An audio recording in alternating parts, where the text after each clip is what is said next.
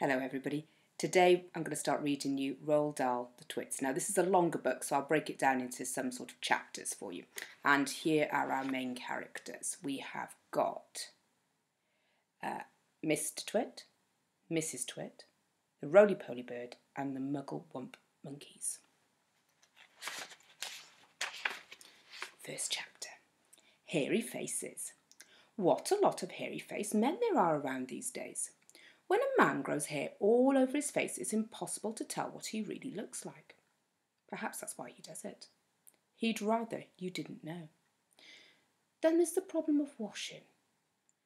When the very hairy ones wash their faces, it must be as big a job as when you and I wash the hair on our heads.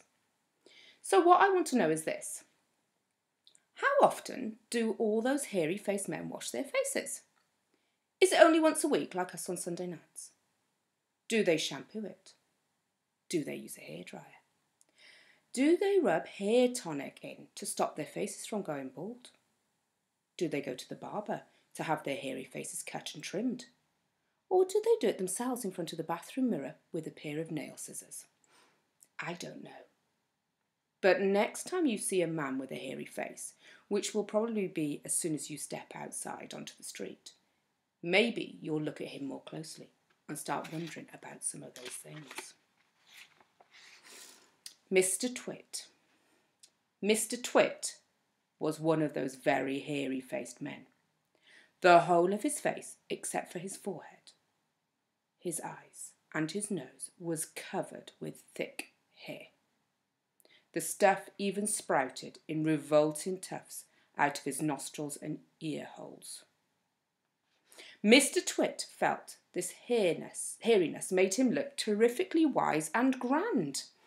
But in truth, he was neither of those things.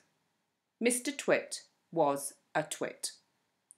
He was born a twit, and now at the age of 60, he was an even bigger twit than ever. The hair on Mr. Twit's face didn't grow smooth and matted, as it does on most hairy-faced men. It grew in spikes that stuck out straight like the bristles of a nail brush. And how often did Mr. Twit wash his bristly, naily brush face?